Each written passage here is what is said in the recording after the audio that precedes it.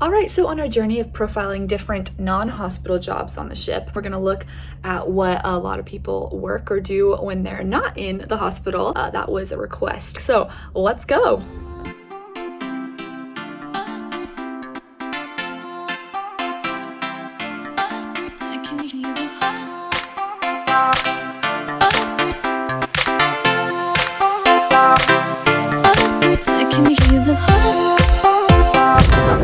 Hi, I'm Patrick. I'm a car mechanic.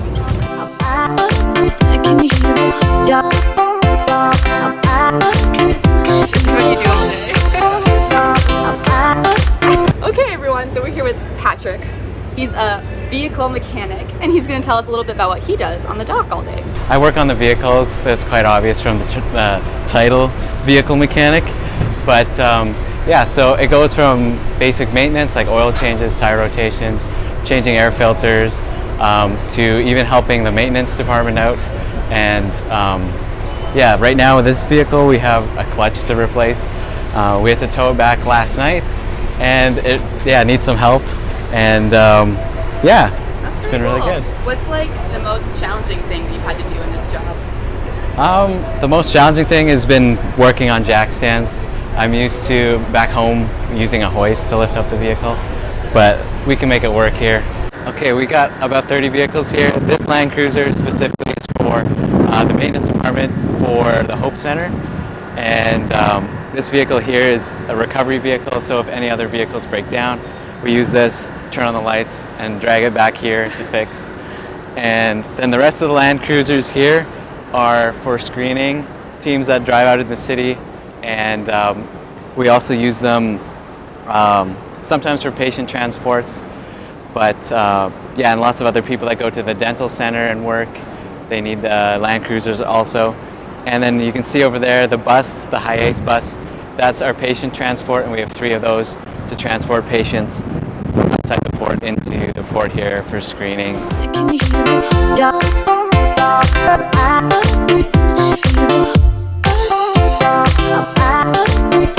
Okay, so that was awesome. That was Patrick doing the car maintenance stuff, which is super important. It's very bright out here. Oh my gosh. I'm gonna head up to reception now, because as I was thinking about what kinds of jobs people do that aren't in the hospital, as well as, again, people have asked, what do you do when you're right out of high school or college? Oftentimes people end up in reception, in galley, which I covered in my last vlog, and hospitality. So let's head to reception first and see what it's like to be a receptionist. So this is reception for radio check. Over. Hello. So I'm here with Josh.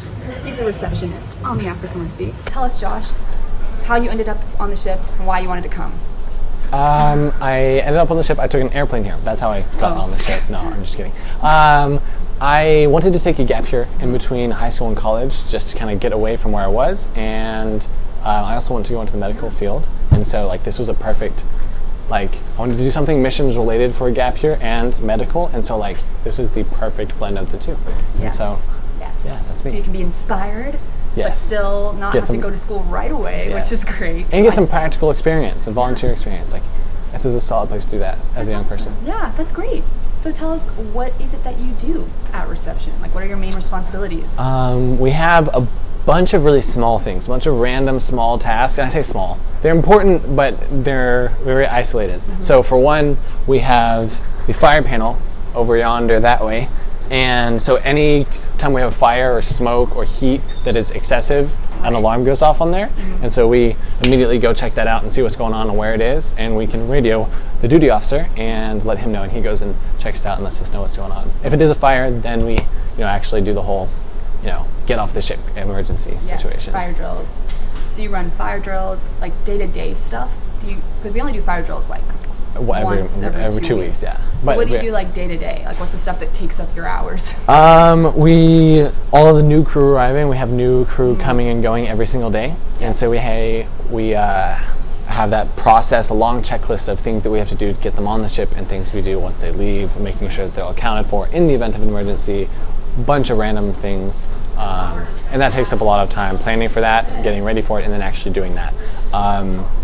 Also answering phones, classic normal receptionist thing. Yep. If someone needs help, someone's confused, they'll call us and we'll direct them. Even if we don't know what it is, we'll find some way to figure out who they need to talk to. Also, we 911 phones. Actually, that happens more than that happens more than you would think. Yeah. Like if someone gets hurt and someone's there with them, they call the 911. That comes straight to us, and then we take that and page the emergency medical team. I remember the 911 thing because when I was a kid, I didn't believe that the ship had a 911 call. Oh, yeah. So I did it just for fun, and that wasn't fun because I had to come apologize for setting a ship alarm off. Exactly. What did you say? I was just like, oh, and I hung up. I didn't think anyone was going to answer. Yes, we do. We answer. And then if you're dying, we get someone to come help you. So Well, that's good. Yeah. Are there any tips or advice or encouragement you would give to receptionists or people who are coming in the reception field? They don't know what to expect, or maybe they're considering coming and they don't know. Right. What would you say to them? I would say don't stress about it, because there's a lot of things that you won't be able to prepare for until you get here. Like just all of the systems we have in place, there's no way you could really know except for how to answer a phone. Yeah. And hopefully they'll speak English pretty well. Yes. That's actually, I think, a requirement for Yes, it. But yeah. that there's a lot of tasks which you won't be able to learn until you get here, so don't stress about like knowing everything until you get here. They'll train you. And then one thing to be aware of is, so like just generally things that I knew I would have liked to know before coming into it, was that we work shift work. So there's a morning to evening shift, or morning to the afternoon shift. There's an afternoon till night shift, and then there's like a dead of night shift from 11 at night until 7 in the morning. And so we rotate every week. We switch to a different one. And this is Fatou, our translator, because I don't speak Wolof or French, and so if someone calls on the phones, I just panic and throw the phone at her. But yeah, so that's Fatou. She's awesome. I just met her and I love her already. Yeah. Yes. Oh, look at that phone call. Actually. Reception, this is Josh. Hi.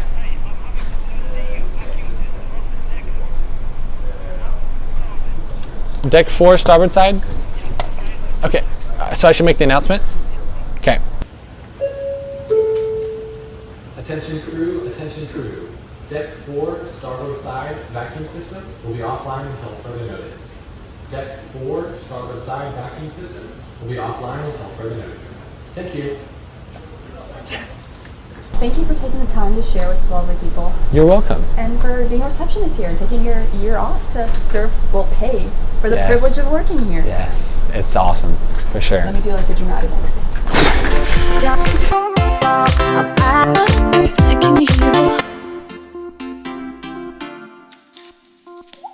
Hey everyone, we just left reception and now we're in the purser's office. This is called the purser's office, right? Yes, and we're with the purser. Her name is Heather, and she's going to tell us a little bit about herself. Heather and I go way back, so she'll tell you about that. And then what she does here. Well, I started with Mercy Ships when I was 3 months old, because my parents met on the ship, and then we got here as fast as I was allowed to. And I mean, I've been off and on the ship for many years, but yeah, I was here again when I was 10 years old, and actually got to babysit Karis and her brother Wesley. So I've known her for a really long time. Yeah, and then I've just been back when I was 18 and came back when I was 25, and now I'm back again. It's like home, so I keep coming back. I was going to ask, like, did you feel, is that why you ended up coming back? You just feel this, like, pull to come home? Or? Yeah, I felt like I needed to go home, and I couldn't figure out where that was, and Mercy Ships just kept coming up, so I was like, yeah, that's where I need to be. So That's great. And now you're the purser. But tell us a little bit about what you do. So I like to sum it up as I am customs and immigration for the ship, which basically means that when you arrive, your passport comes to me and I get you the visas that you need, and then I just hang on to your passport for safekeeping. And I go back and forth between immigration. So then we're creating a relationship with immigration as well. And then customs, so it's containers, it's packages from the States or from Holland or two main offices, and trying to make sure that they get here on time. Yeah, so containers are medical supplies, food, any kind of engineering spare parts or oil, or so it's basically anything that keeps the ship running, because we don't buy them locally. We get everything from shipped in. So, you know, sometimes we run out of ice cream, and that's a big deal. Big deal. Well, thank you so much for taking the time to talk. Yeah, pleasure. This is great, and thanks for doing all the hard work of pursuing. Oh, there's so much you could do there. Pursuing as a purser. Ooh, the purser's pursuit. Purser's pursuit. Ooh, I like it. Oh. I can hear.